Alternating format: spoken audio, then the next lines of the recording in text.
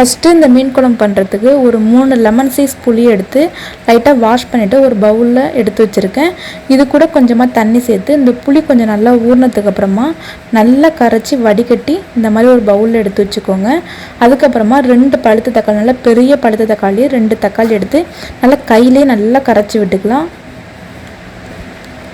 நல்லா கரைச்சி விட்டதுக்கப்புறமா இதில் மசாலாத்தூள் சேர்த்துக்கலாம். மசாலாத்தூள் பார்த்திங்கன்னா வீட்டில் அரைச்ச குழம்பு மசாலாத்தூள் 4 டீஸ்பூன் அளவுக்கு சேர்த்துருக்கேன். மீன் குழம்புனாலே கொஞ்சம் புளிப்பு காரம் அதிகமாக இருந்தால் தான் நல்லாயிருக்கும்.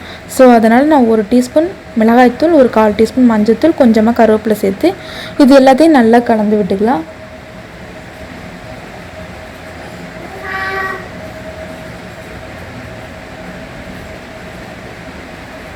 நல்லா கலந்து விட்டதுக்கப்புறமா இந்த குழம்புக்கு தேவையான அளவு தண்ணியெல்லாம் ஊற்றிட்டு இந்த குழம்புக்கு தேவையான அளவு உப்பெல்லாம் சேர்த்துட்டு இப்போயோட நல்லா செக் பண்ணிக்கோங்க. புளிப்பு, உப்பு, காரம் எல்லாமே கரெக்டாக இருக்குன்னு. எனக்கு எல்லாமே கரெக்டாக இருக்குது. ஸோ இப்போ இதுக்கு நம்ம தனியாக எடுத்து வச்சுக்கலாம். இப்போது அடுப்பில் ஒரு பேன் வச்சுருக்கேன். பேன் நல்லா சூடானதுக்கப்புறமா 2 டேபிள் ஸ்பூன் அளவுக்கு நல்லெண்ணெய் ஊற்றிக்கலாம். எண்ணெய் கொஞ்சம் நல்லா சூடானதுக்கப்புறமா ஒரு 1/2 டீஸ்பூன் வெந்தயம் சேர்த்துக்கலாம். வெந்தயம் கொஞ்சம் நல்லா பொரிஞ்சதுக்கப்புறமா கொஞ்சமாக கருவேப்பிலை, ஒரு பச்சை மிளகாய் சேர்த்துட்டு அதுவும் நல்லா பொரிஞ்சதுக்கப்புறமா 2 பெரிய வெங்காயத்தை நல்லா பொடியாக கட் பண்ணிவிட்டு சேர்த்துக்கலாம்.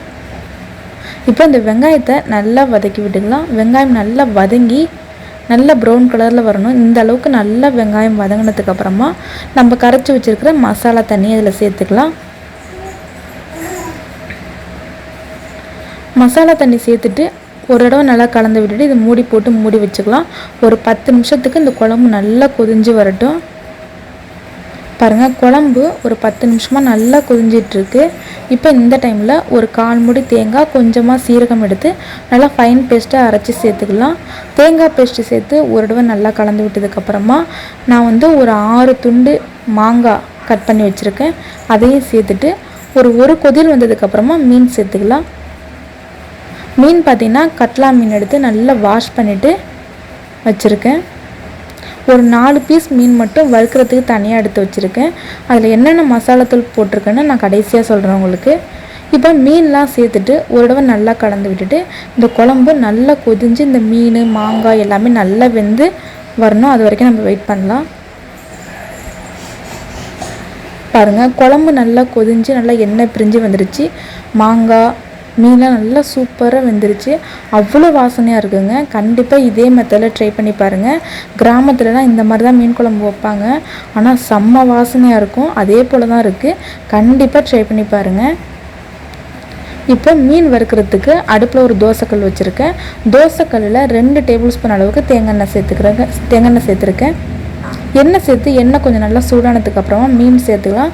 இந்த மீனில் பார்த்திங்கன்னா 1/4 டீஸ்பூன் மஞ்சள்தூள், 1 டீஸ்பூன் வெறும் மிளகாய்த்தூள், ஒரு 1/2 டீஸ்பூன் மல்லித்தூள், உப்பு, ஒரு 2-3 சொட்டு லெமன் ஜூஸ் மட்டும் தான் சேர்த்துருக்கேன். ரொம்ப டேஸ்ட்டாக இருக்கும். இது போல் நீங்கள் வறுத்து சாப்பிட்டு பாருங்கள்.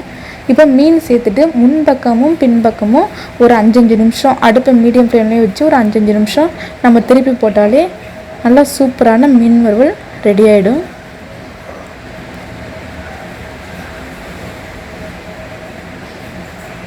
பாருங்கள், 2 பக்கமுமே நல்லா வறுபட்டுருச்சு. இப்போ நம்ம தனியாக எடுத்து வச்சுக்கலாம்.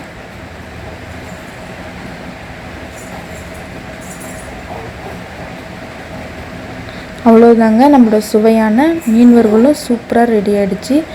ரொம்ப டேஸ்ட்டாக இருக்குங்க. கண்டிப்பாக ட்ரை பண்ணி பாருங்கள்.